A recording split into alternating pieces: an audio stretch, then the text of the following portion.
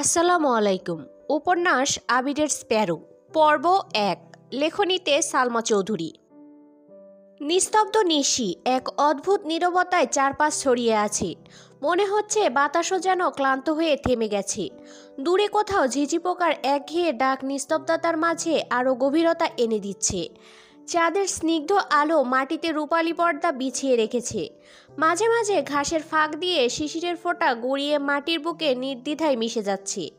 এই নিস্তব্ধতায় শহরের কোলাহলও দূরে সরে গেছে। গাছের ডালপালাও নিশ্চুপ, যেন তারাও ঘুমিয়ে পড়েছে। কেবল কারোর হৃদয়ের ভেতরকার অনুভূতি সেই নিস্তব্ধতার সঙ্গী হয়ে উঠেছে। অজানা স্বপ্নে বিভোর কেউ একজন স্মৃতির গভীরে হারিয়ে যাচ্ছে। নিশ্চুপ রাতের আবেশ দু চোখ ভেসে উঠছে। অদৃশ্য এক মায়ার সুর বাজছে হৃদয়ে। চাঁদের আলোর সাথে পাল্লা দিয়ে নীরবতায় হাঁটছে সে। ভাবনার অবকাশ জুড়ে শুধু একটা নামই শোনা যাচ্ছে, মাহাদিবা খান মেঘ। হৃদয়ের সবটুকু জুড়ে যার অবস্থান, যার ভাবনায় অবেলায় হৃদয় আঙিনায় বিদ্যুৎ চমকায়। মস্তিষ্কের স্নায়ুকোষগুলো সতেজ হয়ে ওঠে। বারংবার হৃদস্পন্দনের অস্বাভাবিকতা অনুভব হয়। সেই মাহাদিবা খান মেঘ আবির নামক এক যুবকের বাঁ পাশটায় বাসা বাঁধা ছোট্ট একটা পাখি। সে তার নাম দিয়েছে আবিরের স্প্যারো। স্প্যারোকে নিজের করে পাওয়ার তীব্র আকাঙ্ক্ষা কুড়ে কুড়ে খাচ্ছে তাকে। দূরত্বের পরিধি ক্রমশ বাড়ছে। মনের ভিতর যে শূন্যতার পাহাড় গড়তে শুরু করেছে, সে পাহাড়ের একাকিত্বের অবসান হওয়া খুব দরকার। এই একতরফা ভালোবাসার সমাপ্তি টেনে স্প্যারোর মন আঙিনায় নিজের অস্তিত্বের জানান দিতে এসেছে আবির। শুনশান রাস্তার পাশে একটা চায়ের দোকানের সামনে এসে থমকে দাঁড়ালো। দোকানে দুই একজন লোক চা খাচ্ছেন। পাশে দুই তিনটা ব্রেঞ্চ ফাঁকা পড়ে আছে। আবির একটা ব্রেঞ্চে বসলো। মামাকে চা দিতে বলে পকেট থেকে ফোন বের করলো। ফোনের স্ক্রিনে ভেসে উঠল এক হাস্যোজ্জ্বল ছবি। আবির ছবির দিকে তাকিয়ে মুচকি হেসে বলল, মাই ডিয়ার স্প্যারো, তোমার শান্ত মন এবার অশান্ত হবে। আমায় নিয়ে ভাবতে তুমি বাধ্য হবে। আবির ধীরস্থিরভাবে নিঃশ্বাস ছাড়ল। চারপাশের নীরবতায় যেন হৃদয়ের কম্পন না শোনা যায়। কল লিস্ট থেকে নাম্বার বের করে কল করলো। কয়েক সেকেন্ড পর কল রিসিভ হলো। ফোনের অপর পাশ থেকে ঘুম ঘুম কণ্ঠে এক যুবক বলল, হ্যালো। এই শালা, ঘুম থেকে ওঠ। শালা কে? তুই? আপনি কে? তোর বোনের জামাই।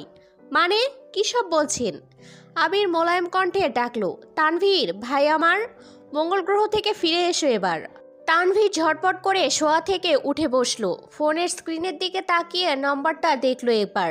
অপরিচিত নাম্বার, কিন্তু মানুষটা যে তার বড্ড পরিচিত। তানভীর উত্তেজিত কণ্ঠে ডাকলো, ভাইয়া। আবির কিছু বলার আগেই তানভীর আবারও শুধালো, কেমন আছো ভাইয়া? আলহামদুলিল্লাহ, তুই কেমন আছিস? আলহামদুলিল্লাহ, খুব ভালো। বের হতে পারবি? তানভীর খানিকটা চমকে উঠল। প্রশ্ন করলো, কোথায় তুমি? তোদের বাসার কাছেই, চায়ের দোকানে। তুমি চায়ের দোকানে কি করো? আর কখন এসেছো তুমি? আমাদের বাসায় আসো। আবির শান্ত গলায় বলল, এসেছি অনেকক্ষণ, কিছু কাজ ছিল। আজ বাসায় যাব না, তুই আসবি? এক্ষুনি আসছি ভাইয়া, তুমি একটু অপেক্ষা করো। তানভীর ওয়াশরুমে গিয়ে কোনো রকমে ফ্রেশ হয়ে নিল। তাড়াহুড়োতে টি শার্ট আর ট্রাউজার পরেই ছুটল। হালিমা বেগম ড্রয়িং রুমে বসে টিভি দেখছিলেন। তানভীরের ছোটাছুটি দেখে আতঙ্কিত গলায় শুধালেন, কি হলো তানভীর, এভাবে ছুটছিস কেন? তানভীর একবার বলতে নিল, ভাইয়া এসেছি। পর মুহূর্তেই কিছু একটা ভেবে থেমে গেল। ঢোক গিলে ধীর কণ্ঠে পড়ল, একটা জরুরি কাজ আছে আম্মু। ফিরবি কখন? ঠিক নেই, একটু সময় লাগবে। হালিমা বেগম ফের বললেন, তোর আব্বু সজাগ হলে কি বলবো? কিছু একটা বলে ম্যানেজ দিও প্লিজ। তানভীর লম্বা চওড়া, খানিকটা গুলুমুলু দেখতে। সম্পর্কে আবিরের চাচাতো ভাই হলেও দুজনের বন্ধুত্বের গভীরতা খুব প্রখর। হাজারো মানুষের ভিড়ে তাদের মধ্যকার বন্ধন অন্যরকমভাবে সবার নজর কাড়তে সক্ষম। দূর থেকে আবিরকে এক পলক দেখেই ছুটল তানভীর। এক দৌড়ে আবিরের সামনে গিয়ে দাঁড়ালো। তানভীরের নিঃশ্বাস এলোমেলো। আবির চোখ তুলে চাইল। ছোটবেলার মতোই আবেগে ভেসে গেল দুজন। তানভীর ভেজা চোখে আবিরের দিকে তাকিয়ে রইল। কতগুলো দিন পর একসাথে হলো দুজন। আবির উঠে দাঁড়াতেই জড়িয়ে ধরল তানভীর। ভ্রাতৃত্বের বন্ধনের সামনে সুদীর্ঘ সময়ের দূরত্ব কিছুই না। সময় যেন তাদের একটুও আলাদা করতে পারেনি। বুকের ভেতর জমে থাকা ভালোবাসা এক মুহূর্তেই উতলে উঠছে। আবিরও শক্ত হাতের বাঁধনে আঁকড়ে ধরল তানভীরকে। আবিরের দু চোখ সিক্ত, অথচ ঠোঁটে অকৃপণ হাসি, কারো মুখে কোনো কথা নেই, কিন্তু আলিঙ্গনের ভেতরে স্পষ্ট হয়ে উঠল হাজারো না বলা কথা। অপেক্ষার ব্যথা, মনের টান আর বন্ধুত্বের মতো খুনসুটিতে ভরা সেই পুরনো দিনগুলোর কথা মনে পড়তে লাগলো। এর আগেও এয়ারপোর্টে দেখা হয়েছিল দুজনের, তবে সেই দেখা ছিল ক্ষণিকের, কথা হয়েছিল খুব অল্প। দীর্ঘ সময়ের নীরবতা ভেঙে আবির জানতে চাইল, কাঁদছিস কেন? তোর সঙ্গে কান্না মানায় না ভাই। তানভীর উত্তর দিচ্ছে না। তানভীরের মাথায় হাত বুলিয়ে আবির মৃদুস্বরে পড়ল, অনেকদিন একসাথে চা খাওয়া হয় না, একসঙ্গে হাঁটা হয় না। তানভীর মলিন গলায় বলল, তুমি তো আমাকে ফেলে বহুদূরে চলে গেলি। মেয়েদের মতো অভিমান করছিস কেন? এই অভিমান শুধু তোর বোনকে মানায়। বোনও এখন আর আগের মতো অভিমান করে না, অনেক ম্যাচিউর হয়ে গেছে। কিভাবে বুঝলি? তানভীর স্মরণ মনে জবাব দিল, তুমি দেখলেই বুঝতে পারবে। আবির মৃদুস্বরে বলল, তাকে দেখতেই তো এসেছি। তাহলে বাসায় যাওনি কেন? বাসায় গেলে সবার সঙ্গে দেখা হয়ে যেত। যাব কিছুদিন পর। তানভীর চিন্তিত কণ্ঠে শুধালো, তার আগ পর্যন্ত কোথায় থাকবে? রাকিবের বাসায় থাকবো।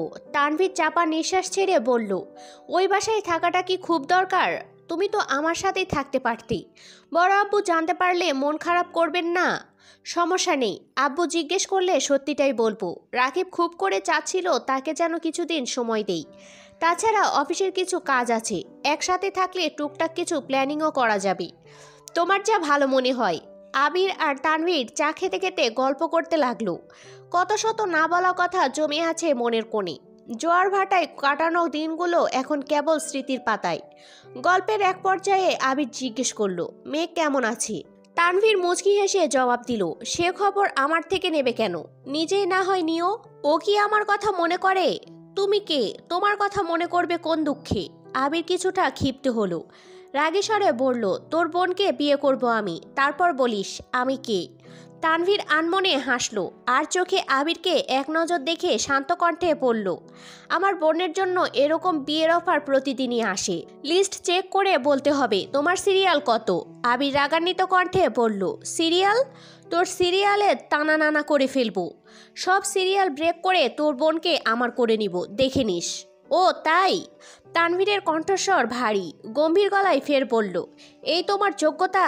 খুব তো বলেছিলে পড়াশোনা করব ও যোগ্যতা অর্জন করব, তোর বোনকে সসম্মানে আমার বউ বানাবো, এই তার নমুনা?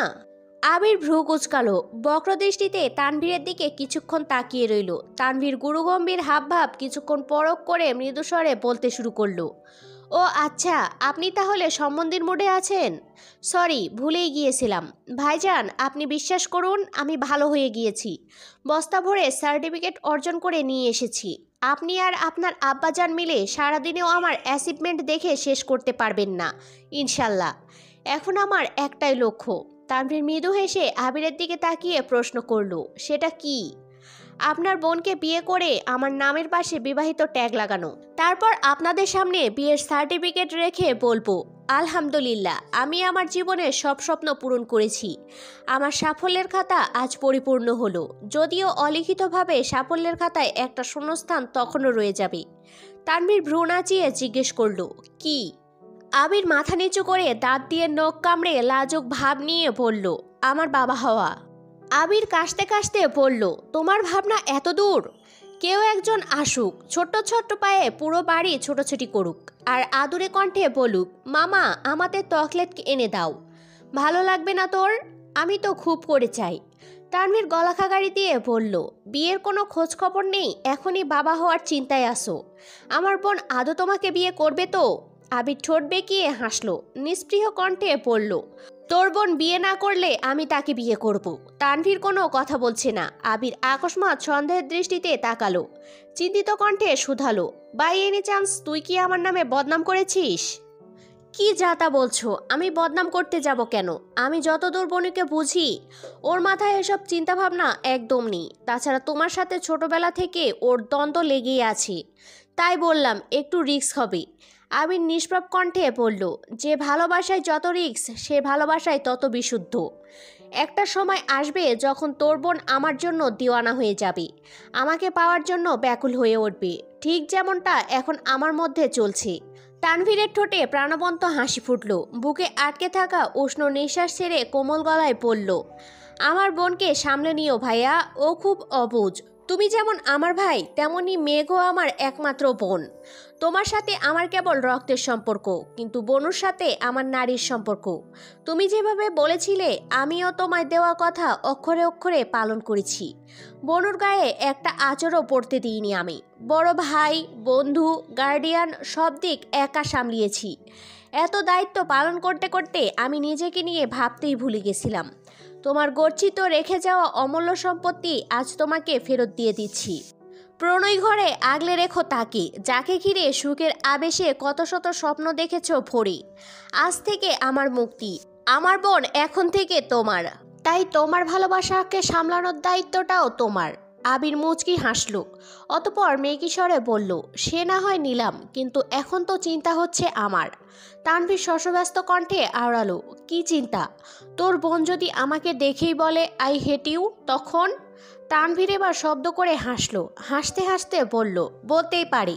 তোমার রূপের যে বাহার, পাগলও তোমার চেয়ে সুদর্শন দেখতে। আবির বিষণ্ণ চেহারায় তানভীরের দিকে তাকালো। আবসা আলোয় উস্কো খুস্কো চুলগুলো ঝলমল করছে। মৃদু হাওয়ায় উঠতে থাকা চুলের অগ্রভাগে দু চোখ ঢেকে যাচ্ছে। আবির হাত দিয়ে চুল ঠিক করতে করতে মলিন কণ্ঠে বলল, তোর মতো কিউট দেখতে নয় বলে এমনভাবে খোঁটা দিলি? তোর জন্য মেয়েরা পাগল হতেই পারে, আমার ভাই এত লোভ নেই। আমি জীবনে একজনকেই বউয়ের নজরে দেখেছি, বাকি সবাই আমার দৃষ্টিতে খালার সমতুল্য। তানভীর স্বাভাবিক কণ্ঠে বলল, রাতে খেয়েছো কিছু? না। খাবে, চলো। কোথায়? বাসায় যেহেতু যাবে না, তাহলে বাহিরেই খেতে হবে। হ্যাঁ চল। তাছাড়া তোকে আমার একটা কাজ করে দিতে হবে। হাঁটতে হাঁটতে শুনছি, চলো। আচ্ছা। কৃষ্ণচূড়ার ডালে কোকিলের কুহুতানে অপরূপ বসন্তের আভাস দিচ্ছে। নব্য পাতার ফাঁকে সূর্যের উদ্ভাসিত আলো রাতের আধার ঘুচিয়েছে। মোহঘর আচ্ছন্ন একজোড়া চোখের নিষ্পলক দৃষ্টি শোভমান সূর্যের পানে। শীতল হাওয়ায় শরীরের প্রতিটা লোমকূপ কম্পমান হচ্ছে, তবুও অদূরের দৃষ্টি সরছে না। বনু! আকস্মাৎ ঘোর কাটল মেঘের। দীঘল চোখের পাপড়ি সহসা সংকীর্ণ হলো। ফর্সা আদলের টানা টানা চোখ দুটো ঘুরিয়ে আর চোখে তাকালো মেয়েটা। ব্যালকনির দরজায় হেলান দিয়ে দাঁড়িয়ে আছে তানভীর। গায়ের রং উজ্জ্বল, চুলগুলো পরিপাটি করে আঁচড়ানো। সি গ্রিন রঙের টি শার্ট বেশ মানিয়েছে তাকে। সে আর কেউ নয়, মেঘের একমাত্র ভাই সাফিউদ্দিন খান তানভীর। দুজনের চোখাচোখি হতেই হাসল তানভীর। কি স্নিগ্ধ হাসি, যেন অমাবস্যার বুকে এক টুকরো চাঁদের আলো। তানভীরের হাস্যোজ্জ্বল চেহারা দেখে মেঘও ক্ষীণ হাসল। মৃদুস্বরে আওড়ালো, কিছু বলবে ভাইয়া? জানিস, আজকের দিনটা আমার কাছে খুব স্পেশাল। কেন? তানভীর একটু ভাবল, তারপর বলল, কারণ আজ পহেলা ফাল্গুন। মেঘ আলগোছে কপাল গুটালো। তানভীরের ঠোঁটে রহস্যময় হাসি ফুটে উঠেছে। মেঘ ক্ষীণ দৃষ্টিতে সেই হাসি পরখ করছে। তানভীর ছেলেটা খুব শান্ত স্বভাবের, প্রয়োজনের বাইরে কথা কম বলে। অযথা দুষ্টমি করা তার স্বভাবে নেই। বন্ধু মহলও খুব সংকীর্ণ, তবে যারা আছে তাদের জন্য সব করতে পারে। এক কথায় দায়িত্বশীল এবং অত্যন্ত ভদ্র একটা ছেলে। বাবা মা, একমাত্র বোন মাহাদিবা খান মেঘকে ঘিরেই তার জীবন। মেঘ সিক্ত গলায় বলতে শুরু করলো, পহেলা ফাল্গুন তো প্রতি বছরই আসে। বকুলতলায় মেলাও বসে, গাছে গাছে রং বেরঙের ফুল ফোটে, কোকিলের গান শুনে ঘুমও ভাঙি। কই, আমার জীবনে তো স্পেশাল কিছু হয় না? কথাগুলো বলে শেষ করে তপ্ত নিঃশ্বাস ছাড়ল। হৃদয়ের অন্তঃস্থলে শূন্যতার সুর বাজছে। তানভীর বোনের ম্লান চেহারার পানে চেয়ে আছে। ঠোঁটের কোণের হাসির রেখা অচিরেই ঘুচে গেছে। কি বলতে এসেছিল তা ভুলে বসেছে। তানভীর জিভ দিয়ে ঠোঁট ভেজানোর চেষ্টা করলো। আচমকা মেঘ হাসতে শুরু করলো। অকপট হাসির শব্দে চমকে উঠল তানভীর। হাসির দরুন মেঘের ফর্সা আদল ঝলমল করছে। গালের পাশের কৃষ্ণবর্ণের বিউটি স্পটটা স্পষ্ট দেখা যাচ্ছে। মেঘ হাসতে হাসতে বলল, আমি মজা করছিলাম ভাইয়া, তুমি দেখছি সিরিয়াস হয়ে গেলে। তানভীরের ঠোঁট দুটো কিছুটা প্রশস্ত হলো। আস্তে করে বলল, আব্বু ঠিকই বলেন, তুই সত্যিই একটা পাগলি। মেঘ ঠোঁট বেঁকিয়ে ভেঙচি কেটে বলল, হ্যাঁ, আর তুমি আমার ভাই, মানে মেঘ পাগলির ভাই। তানভীর সে কথায় আর কোনো উত্তর দিল না। পেছন থেকে হাত সামনে আনলো। হাতে বাসন্তী রঙের শাড়ি, ম্যাচিং চুড়ি, কানের দুল, এমনকি বেলি ফুলের গাজরাও আছে। তানভীর নরম স্বরে বলল, এগুলো তোর। মেঘ চমকালো, একরাশ মুগ্ধতা নিয়ে ভাইয়ের মুখের পানে চাইলো। জীবনের এতগুলো বসন্ত কাটালো, শাড়ি চুড়ি দেওয়া তো দূর, মেঘকে বাসা থেকে বেরি হতে দেয়নি তানভীর। সবসময় কোনো না কোনো অজুহাত দেখিয়ে মেঘের বাইরে বের হওয়া বন্ধ করে দিত। অথচ আজ সেই তানভীর কিনা শাড়ি দিচ্ছে। মেঘ কৌতূহলী চোখে চেয়ে বিড়বিড় করলো, তুমি আমার জন্য শাড়ি এনেছো ভাইয়া? এটা কিভাবে সম্ভব? তানভীর ওই রকমভাবেই জবাব দিল, আমি কেন আনতে যাব? আমার কি আর কোনো কাজ নেই? তানভীরের মুখে এমন উত্তর আশা করেনি মেঘ। থমথমে গলায় আওড়ালো, এই শাড়ি পরে কি বাইরে ঘুরতে যেতে পারবো, নাকি বাসার ছাদে ছবি তুলে ফিরে আসতে হবে? তানভীর স্বাভাবিক কণ্ঠে বলল, তোর বান্ধবীকে নিয়ে ঘুরে আসিস। কোন বান্ধবী? বর্ষা নাকি ছাতা নামে একজন আছে না, তাকে নিয়ে যাস। মেঘ গম্ভীর মুখে বলে উঠল, আমার বান্ধবীর নাম পূর্ণা, বর্ষা ছাতা মাথা না। তানভীরের সহজ স্বীকারোক্তি, ওই একই হলো। মেঘ এবার কপট রাগী স্বরে বলতে শুরু করলো, একই হলো কিভাবে? ছাতা মানে কি? তুমি আমার বান্ধবীকে ছাতার সাথে তুলনা করলে। বন্যা যদি এই কথা জানতে পারে তাহলে তোমার সাথে কথাই বলবে না কখনো। তোর বান্ধবী কথা না বললে আমার কি? সে তোর বান্ধবী, আমার না। তাই বলে ছাতা বলবে? এটা কোনো কথা হলো? তানভীর চেহারায় বিরক্তির ভাব নিয়ে বলল, উফ, আচ্ছা বাবা, সরি, এবার হয়েছে। মেঘ তানভীরের হাত থেকে শাড়ি চুড়িগুলো নিতে নিতে হতাশ ভঙ্গিতে বলল, হয়েছে, কিন্তু বন্যা কি আমার সঙ্গে ঘুরতে যাবে? কেন যাবে না? প্রতি বছর আমাকে রিকোয়েস্ট করে ঘুরতে যাওয়ার জন্য, কিন্তু আমি যাই না। তার জন্য ও রাগ করে ওর বোনের সাথে ঘুরতে বের হয়। এবছর অভিমানে আমাকে কলই দেয়নি। আমি কল দিয়েছিলাম, কিন্তু রিসিভও করেনি। তানভীর পকেট থেকে ফোন বের করে সময় দেখলো, অদম্য কণ্ঠে বলল, তুই রেডি হয়ে নে, আমি দেখছি। মেঘ রুমে এসে ড্রেসিং টেবিলের সামনে দাঁড়ালো। হাতে থাকা বাসন্তী রঙের শাড়িটা গায়ের উপর জড়িয়ে আয়নার দিকে তাকালো। সূর্যের কোমল আলোতে মেঘের ফর্সা চেহারা দেখে মনে হচ্ছে কাঁচা হলুদের ছোঁয়া লেগেছে গায়ে। এলোমেলো বাতাসে ঘন কালো চুলগুলো নিজ গতিতে উড়ছে। শাড়ি পরার আগেই মনের ভেতরের অনুভূতিরা সমুদ্রের জলরাশির মতো উপচে পড়ছে। মেঘ আনমনে বলে উঠল, এই বসন্ত সত্যিই স্পেশাল। ঘন্টা দুয়েকের মধ্যে মেঘ রেডি হয়ে নিল। শাড়িটা অবশ্য মেঘের আম্মু হালিমা বেগমই পরিয়ে দিয়েছেন। চুল খোপা করে গাজরা দিয়েছে, দুহাত ভর্তি চুড়ি, মুখে ভারী কোনো মেকআপ নেই, চোখে গাঢ় কাজল টানা, অধর যুগলে গোলাপি লিপস্টিক, এতটুকুতেই সাজ কমপ্লিট। রেডি হয়ে ড্রয়িং রুমে আসতেই আব্বুর সঙ্গে দেখা। প্রথমবার মেয়েকে শাড়ি পরতে দেখে বিস্ময় চোখে চেয়ে আছেন তিনি। দেখতে দেখতে মেয়ে যে কবে এত বড় হয়ে গেল বুঝতেও পারেননি। এই তো সেদিন জন্মালো, কদিনেই কলেজ শেষ করে বিশ্ববিদ্যালয়ে ভর্তি হয়ে গেল। সময় কত দ্রুত চলে যায়। মেঘ আদুরে গলায় আওড়ালো, আব্বু, আমাকে কেমন লাগছে? জবাবে মোজাম্মেল খান বললেন, মাশাল্লাহ, রাজকন্যার মতো লাগছে তোমাকে। কোথাও যাবে? মেঘ মিষ্টি হেসে বলল, ভার্সিটিতে যাব, প্রোগ্রাম আছে। তানভীর যাবে? জানি না, আমাকে রেডি হতে বলে ভাইয়া কোথায় চলে গেল। হালিমা বেগম নিজের রুম থেকে বের হতে হতে বললেন, তানভীরকে দেখলাম তাড়াহুড়ো করে কোথায় গেল, খেয়েও গেল না কিছু। দাঁড়াও, কল দিচ্ছি ভাইয়াকে। মেঘ কল দিতে যাবে অমনি তানভীরের নাম্বার থেকে কল এসেছে। কল রিসিভ করতেই ওপাশ থেকে তানভীর জানতে চাইল, রেডি হয়েছিস? হ্যাঁ। কোথায় তুমি? নিচে আয়, আমি অপেক্ষা করছি। মেঘ আব্বু আম্মুর থেকে বিদায় নিয়ে দ্রুত নিচে নামলো। গেটের সামনে যেতেই চোখ ছানাবড়া হয়ে গেল। রাস্তার পাশে এক রিকশায় বন্যা বসে আছে, পাশেই তানভীর দাঁড়ানো। বন্যার চেহারা ফ্যাকাশে হয়ে আছে, চোখে মুখে রাগ আর বিতৃষ্ণা স্পষ্ট দেখা যাচ্ছে। মেঘ চাপা স্বরে আওড়ালো, তুই এখানে? বন্যার নজর পড়ল মেঘের দিকে। মেঘের ললিত রূপ দেখে বন্যার রাগী চোখের দৃষ্টি কিঞ্চিত কোমল হলো, কিন্তু ঠোঁটে হাসি ফুটল না। তানভীর মেঘের দিকে তাকিয়ে শান্ত গলায় বলল, নে, তোর বান্ধবীকে এনে দিলাম, এবার ঘুরতে যা। মেঘ কপাল কুঁচকে প্রশ্ন করল, তুমি কি বন্যাকে বাসা থেকে উঠিয়ে এনেছো? তানভীর আর চোখে বন্যার দিকে একবার তাকালো, পরপর মেঘের দিকে চেয়ে গম্ভীর গলায় বলল, আমাকে দেখে কি তোর ভিলে